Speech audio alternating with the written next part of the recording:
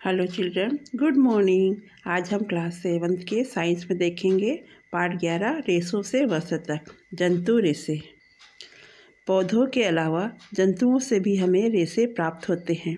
सोचिए कि कौन कौन से जंतुओं से हमें रेसे प्राप्त होते हैं। सामान्यतया भेड़, बकरी, यॉक, ऊँट, खरगोश, घोड़ा तथा रेशम के कीटों द्वारा आदि से हमें रेसे प्राप्त होते हैं। हम देखेंगे कि ठंड के दिनों में हम कौन से वस्त्रों का उपयोग करते हैं, ये वस्त्र किससे बने होते हैं और हमें ठंड से बचने के लिए हमें उन्हीं वस्त्रों जैसे स्वेटर, शॉल, कंबल, मफलर आदि का उपयोग करते हैं। ये जंतुओं से प्राप्त ऊन के बने होते हैं। इसी तरह कीटों से रेशम प्राप्त होता है, जिसका उपयोग विभिन्न प्रकार के वस्त्रों के बनाने में किया जाता है। ऊन, रेशम आदि रेसे हमें जंतुओं से प्राप्त होती है, इसलिए इसे हम जंतु रेसे कहते हैं। अब हम देखेंगे कि जंतुओं से रेसे कैसे प्राप्त करते हैं। हम ऊन के बारे में देखेंगे कि ऊन हमको किन किन जानवरों से प्राप्त होता है। या भेड़, बकरी, यॉक तथा ऊँट आदि से प्राप्त किया जाता है। इन जंतुओं का शरीर बालों की मोटी परत से ढका रहता है। यह परत इन्हें ठंड से बचाती है। भेड़ों की अनेक प्रजातियां हमारे देश के विभिन्न भागों में पाई जाती है। लद्दाख और तिब्बत में याक से ऊन प्राप्त किया जाता है। उत्तम किस्म की पश्मीना सालें कश्मीरी बकरी, अंगोजा प्रजाति के मुलायम बालों से बनाई जाती है। ऊँट के शरीर से भी उनके प्राप्त बालों से भी हम ऊन प्राप्त किया जाता है। इनके अलावा दक्षिण कोरिया और अन्य देशों में लामा तथा एल्पेका जंतुओं से भी ऊन प्राप्त किया जाता है। अब हम देखेंगे कि ऊन रेशों से ऊन कैसे प्राप्त किया जाता है। ऊन प्राप्त करने के लिए भेड़ों को पाला जाता है। ऊन से स्वेटर बुनने अथवा शाल बनाने के लिए उपयोग किया जाता है। ऊन हमें कई प्रक्रियाओं के द्वारा प्राप्त करते हैं। पहला चरण है, सबसे पहले भेड़ के शरीर से बालों की पतली परत को त्वचा के साथ उतार लिया जाता है, जिसे ऊन की कताई कहते हैं। प्रायः बालों को गर्मी के मौसम में काटा जाता है और भेड़ का शरीर पर बालों का सुरक्षात्मक आवरण न होने पर भी वह जीवित रह सके। भेड़ के बाल उसी तरह से काटे जाते हैं जैसे बाल काटने से भेड़ों की विशेष कष्ट नहीं होता तथा त्वचा की ऊपरी परत अधिकांश मृत कोशिकाओं से बनी होती है तथा भेड़ के बाल फिर से उग जाते हैं। बाल ऊनी रेशे प्रदान करते हैं, जिसे संवर्धित करके ऊन प्राप्त किया जाता है। दूसरा चरण है, त्वचा सहित उतारे बालों को टंकियों में डालकर अच्छी तरह धोया जाता है ताकि चिकनाई, गंदगी, धूल के कण आदि निकल जाए। यह प्रक्रिया अभिमार्जन कहलाती है। तीसरा चरण है, अभिमार्जन के बाद छटाई की जाती है। रेशेदार बालों को कारखानों में भेजा जाता है, जहाँ विभिन्न गठन करने धागे को छाटा जाता है। फिर चौथे चरण में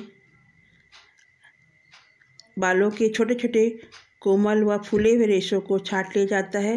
ये बर कहलाते हैं। कभी कभी ये बर हमारे स्वेटर पर इकट्ठे हो जाते हैं।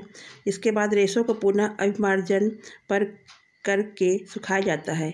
यही धागे के रूप में काटने के लिए उपयुक्त होते हैं। पांचवा चरण है, रेशों को विभिन्न रंगों में रंगा जाता है। छठवां चरण है, रंगने के बाद रेशों को सीधा करके सुलझाया जाता है।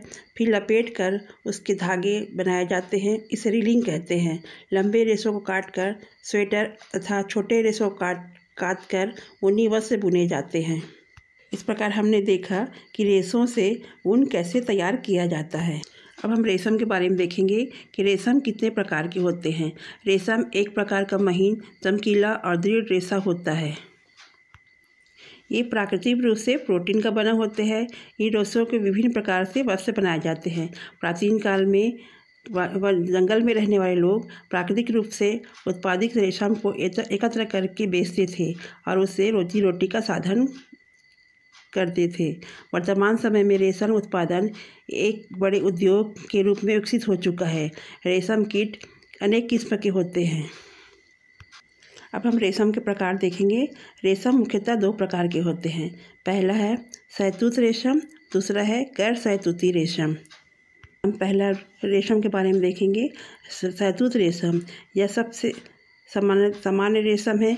रेशम कीट की एक प्रजाति शहतूत की पत्तियों को खा जाती है, अतः इससे बना रेशम मलबरी कहलाता है। ऐसा रेशम प्राप्त करने के लिए शहतूत के पौधों की खेती की जाती है। इस रेशम का उत्पादन कर्नाटक, आंध्र प्रदेश, पश्चिम बंगाल, तमिलनाडु, जम्मू कश्मीर में किया जाता है, जो भारत में कुल रेशम उत्पादन का 92% है। दूसरा रेशम है गैर शहतूती रेशम। रेशम कीट की कुछ प्रजातियां अन्य पौधों जैसे अर्जुन, साजा तथा सॉल की पत्तियां खाती है।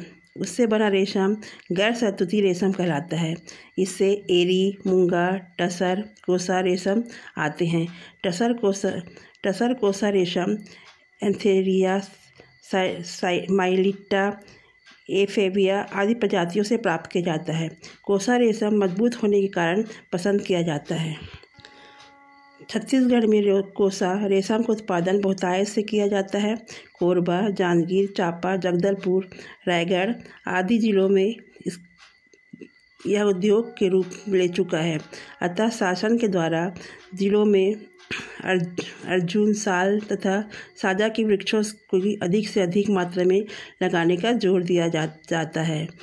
जांजगीर चांपा जिले का कोसा रेशम मजबूत तथा उच्च गुणवत्ता युक्त होता है, इसलिए यह अन्य देशों में भी निर्यात किया जाता है। इस प्रकार हमने देखा कि रेशम कितने प्रकार के होते हैं। Thank you.